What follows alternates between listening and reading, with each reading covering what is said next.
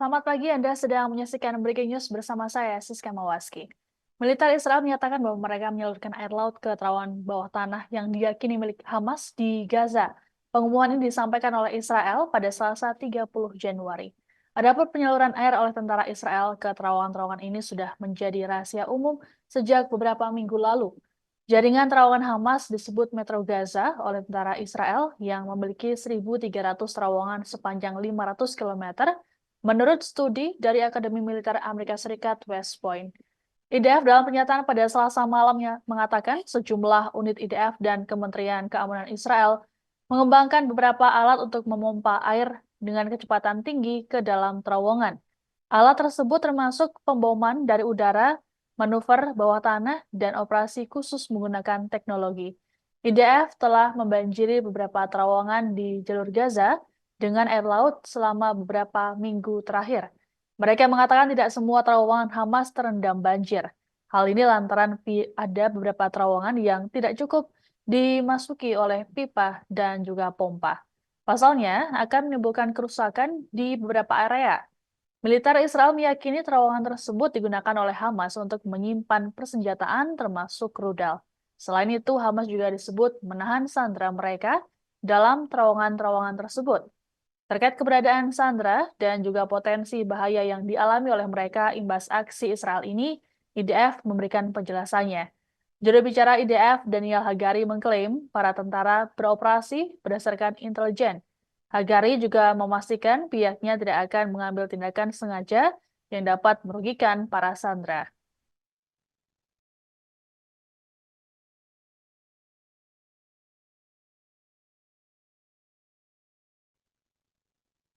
Sebuah proposal diajukan terkait dengan upaya gencatan senjata di Gaza. Dalam proposal ini tercantum 3 tahapan gencatan senjata termasuk soal pembebasan sandera dan tahanan yang dilakukan oleh masing-masing pihak Hamas dan juga Israel.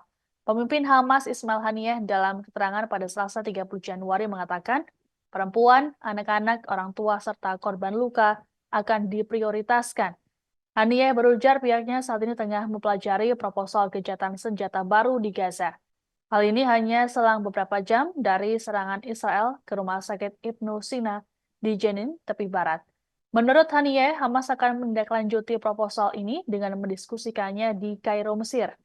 Haniyeh menegaskan prioritas utama Hamas adalah mengakhiri serangan Israel dan penarikan penuh pasukan Israel dari wilayah Gaza. Namun, usulan ini ditolak mentah-mentah oleh Perdana Menteri Israel Benjamin Netanyahu.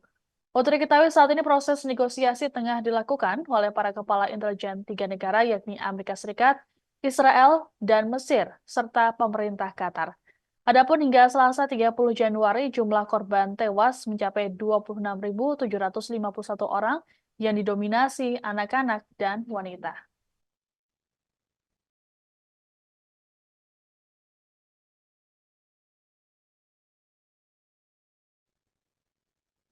Pasukan IDF terekam kamera menyamar menjadi wanita berkerudung dan juga petugas medis saat penggerebekan rumah sakit di wilayah Jenin tepi barat pada Selasa 30 Januari.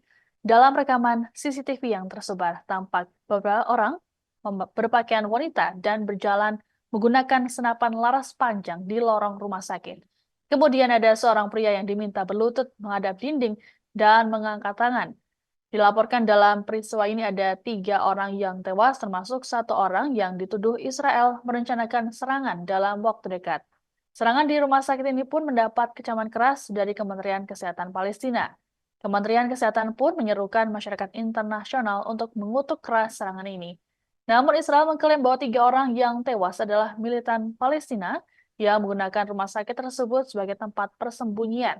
Satu di antaranya diidentifikasi bernama Muhammad Jalamneh yang disebut merencanakan serangan yang terinspirasi dari aksi 7 Oktober.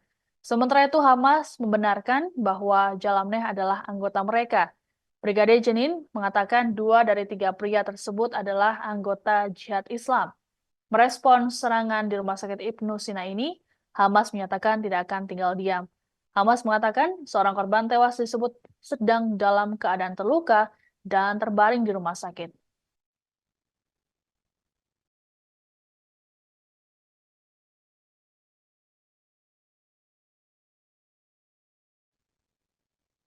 Demikian informasi dalam Breaking News kali ini. Saya Siska Mawaski pamit, sampai jumpa. Download Tribun X sekarang, menghadirkan lokal menjadi Indonesia.